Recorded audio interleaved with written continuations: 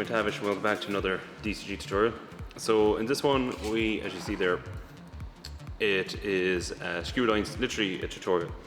We're not doing any particular question.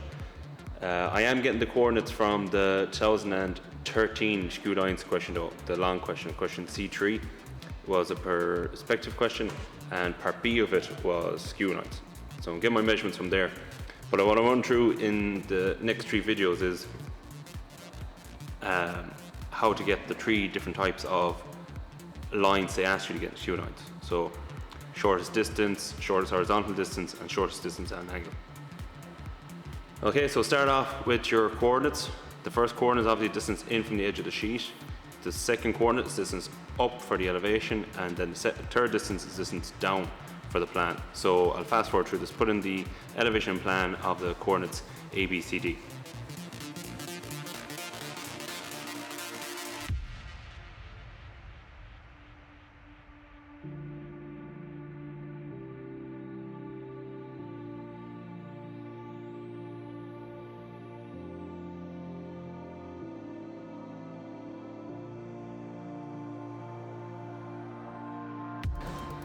Okay, so that's the elevation plan done for these coordinates. Now I'm going to show you the image of the question here and you can see the coordinates.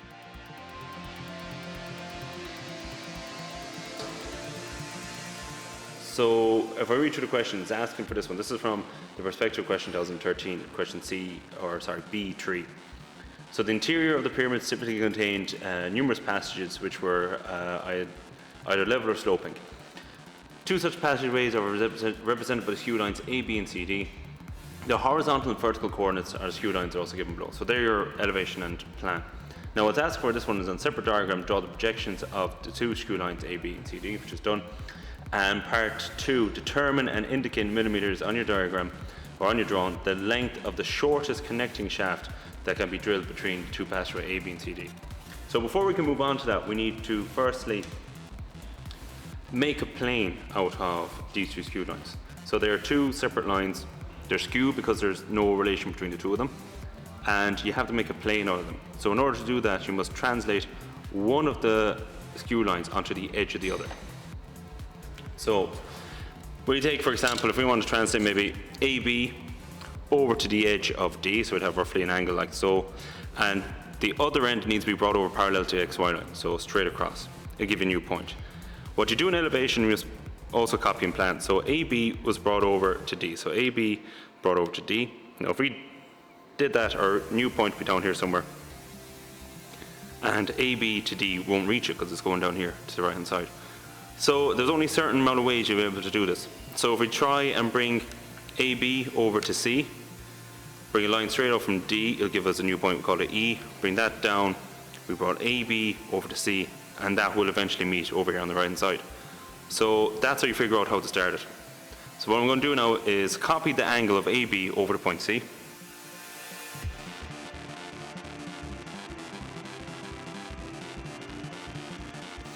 So that's my angle there, and now I bring a line parallel to XY line from D.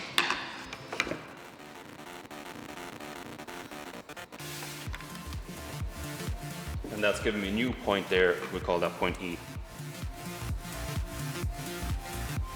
Now the importance of it being parallel here to the XY line is so that this DE line in plan will be a true length, and we can use that then to project our views. So copy what you did in elevation and plan and bring that point E down to the plan. So if this is the elevation of point E, then it should be directly below itself there in the plan. All right.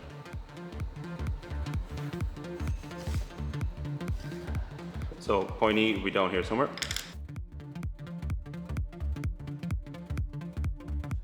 So copy your angles. You brought AB onto C, so copy AB over to C.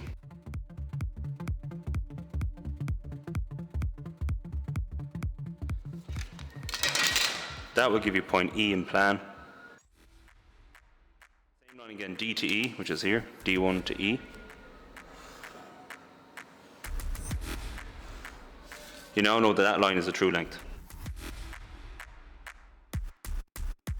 So now that we have a true length, on the plane that was being, that you use both of those skew lines to make up, so this plane here. Once that's a true length, you can now project parallel to it, get a point view of that DE line so that you can find your two skew lines parallel to each other. Okay, so you do an auxiliary elevation down here to the right hand side. All right, you can put in datum line, then just keep it in nice and close to it. So set up your adjustable set square. So we need to project everything parallel to that true length there.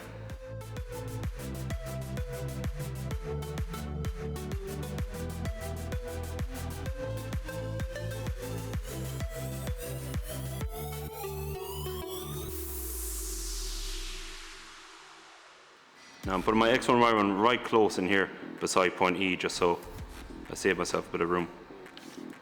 So this is X1, Y1.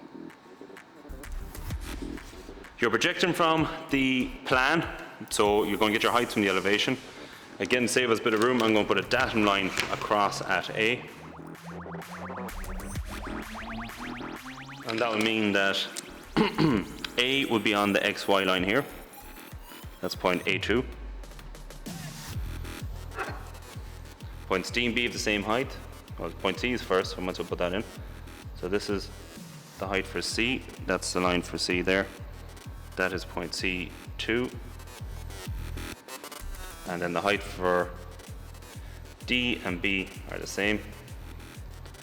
So let's put those in. This is B and this is D here.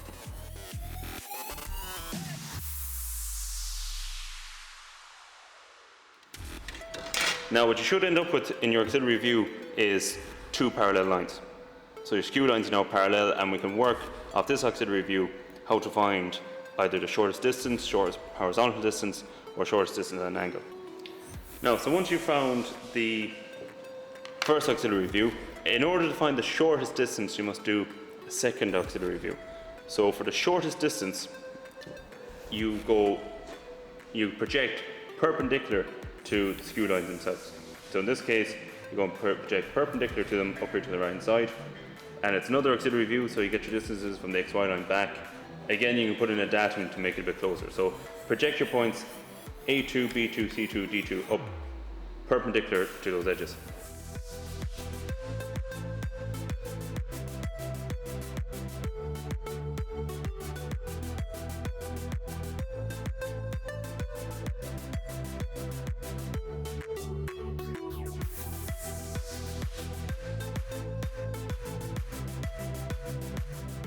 Okay, so that's your points projected up.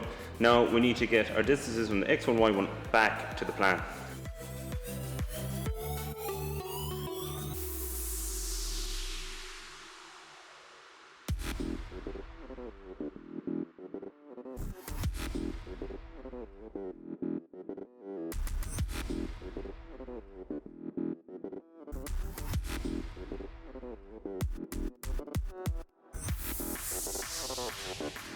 What you'll find here in the second auxiliary view is that they should cross each other. So join A3 back to B3, join C3 back to D3,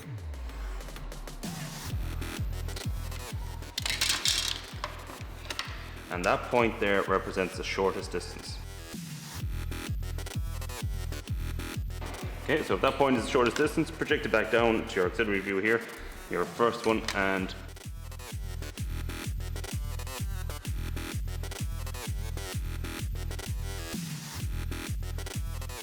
so that's how to find the shortest distance between two skew lines.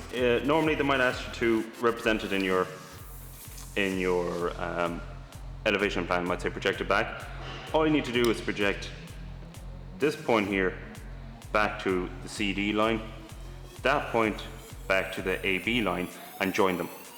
Then you project them straight up here to the elevation, and that's it put into the elevation as well. Okay, but that's how you get the shortest distance between two skew lines. So just as a recap, you must make a plane out of the two skew lines. So you have to project one of the skew lines onto the end of the other,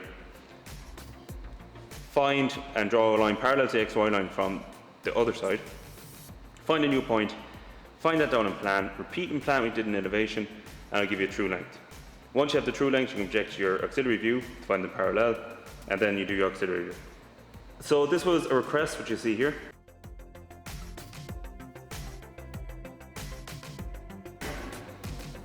And that's only one way one way they can phrase a question. I'm going to do the shortest horizontal distance and shortest distance at an angle now in the next video. So again, I hope you like that, and I hope it helped, and we'll see you in the next one.